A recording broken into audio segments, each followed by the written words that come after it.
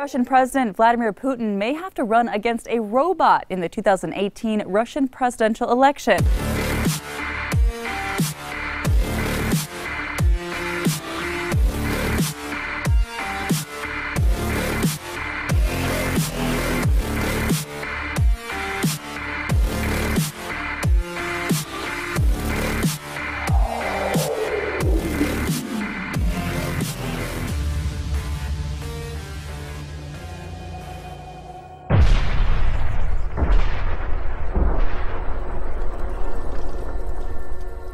As of December 8th, more than 42,000 people had signed a petition to get artificial intelligence system ALICE on the 2018 Russian presidential ballot. 300,000 signatures are required to run. Russian tech company Yandex launched ALICE in October as an alternative to other voice-activated assistants like Apple's Siri. ALICE has since become very popular in Russia. ALICE's campaign website argues she would be a good president because she relies only on logic, not emotions. It also says she is constantly in touch with millions of Russians, meaning she would change her politics based on the opinions of the people. However, ALICE was caught telling one Russian Facebook user in October that she supports the way Soviet leader Joseph Stalin used violence against his own people during the 1930s. Hillary Clinton's supporters just found another reason to cry. A new survey by the insurance company Aviva says that 74% of millennials think being called a snowflake damages their mental health, and 72% feel that the term unfairly applied to them or is used unfairly. A British woman is engaged to a chandelier. The glowing couple, Amanda Liberty and Luminaire the Chandelier, met on eBay and both wear a ring as a symbol of their relationship status. Liberty, who describes herself as an objectum sexual, said it was love at first sight for her. This is her advice for people who hear about her love story. I want to show people that it's okay to be different and it's okay to think differently. The main thing is you're not hurting anybody. She said she shares her bed with the decorative light.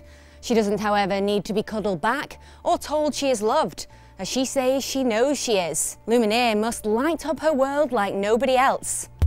Billboards are meant to catch your eye, but this one on I-25 at Comanche makes my stomach hurt a little bit, to be quite honest. Is shocking some. Just get curious, it's all fake news. Wow, I am a Catholic. And resonating with others. That's pretty funny. Think it's funny? Yeah, because I myself am an atheist, so I'm gonna have to concur with that. Ahead of the holidays, American atheists decided to decorate with a billboard saying church is, quote, fake news. It's a great way for us to, in kind of a lighthearted way, start those conversations and get people talking. Nick Fish with American Atheists says they want people to think critically about religion and says Albuquerque is on their good list, a place where he says people are leaving religion. We want to go places where we think that the conversation just needs to be poked a little bit. It's causing conversation, all right. That's harsh. Ouch. But perhaps not in the way they intended. It seems most people's minds are made up. That's what Christmas is all about, having Christ and Christmas. People we spoke to were more sad than mad. Definitely not fake news. Most didn't even say it should be taken down. They should kind of ignore it, just because, I mean, it's just a billboard. But they do wish this billboard wasn't so attention-grabbing. There's ways to go about it. You know, shoving it down people's throats, probably not a good thing because then you turn people off. A new study out today looked into the link between birth control medication and breast cancer. Jeff, this was a very large study from Denmark that followed almost 2 million women ages 15 to 49 for on average about 11 years. Women using birth control methods that involve hormones, like the pill or an IUD, had a 20% increased risk of breast cancer. Is this a surprise?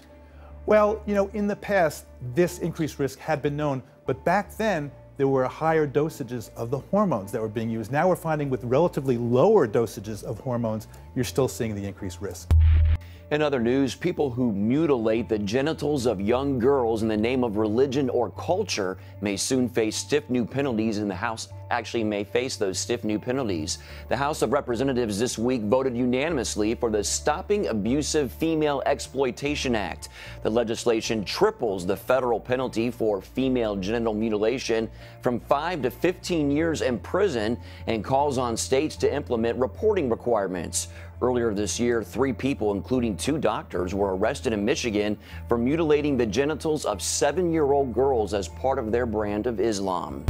History is made in Australia as lawmakers legalize same-sex marriage. All but 4 of the 150 members of Australia's House of Representatives voted in favor of the legislation December 7th. It comes just weeks after 61% of voters expressed support for same-sex marriage in a non-binding national referendum.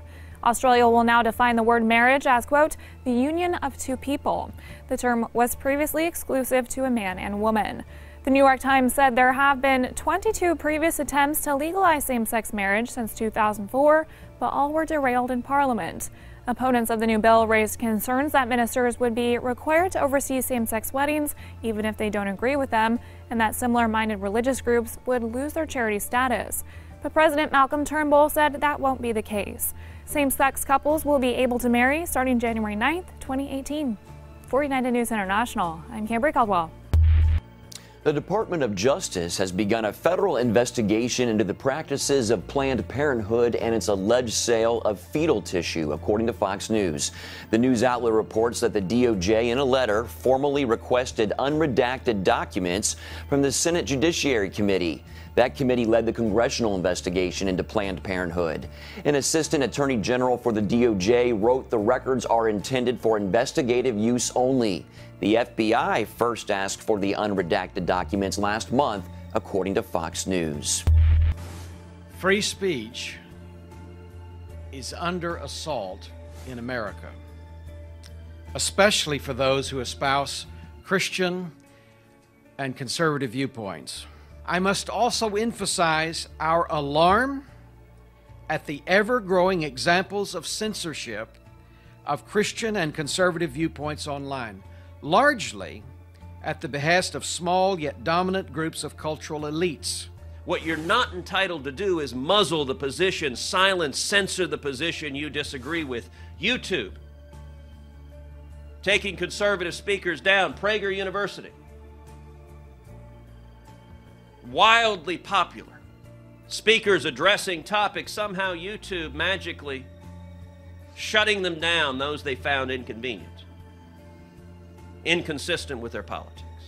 Other than the rise of the printing press in the 16th century and the Gutenberg Bible, and arguably the rise of television in the second half of the 20th century, those 2 developments, the internet has done more to spread information to the human race than any technology, any invention since the dawn of humanity. And it is a critical tool to share the gospel around the world. Today, because of the internet, virtually every megachurch and church in the world can live stream and put online its sermons, its workshops, messages, counseling, whatever is needed. So if there is discrimination based on viewpoint, as there has been by Twitter, by Reddit, by Facebook, because of a biblical viewpoint, that's a very dangerous thing for the faith community. Twitter barred Representative Marsha Blackburn from advertising her campaign launch video because it deemed a line about efforts to investigate Planned Parenthood to be, quote, inflammatory. Yes, I agree.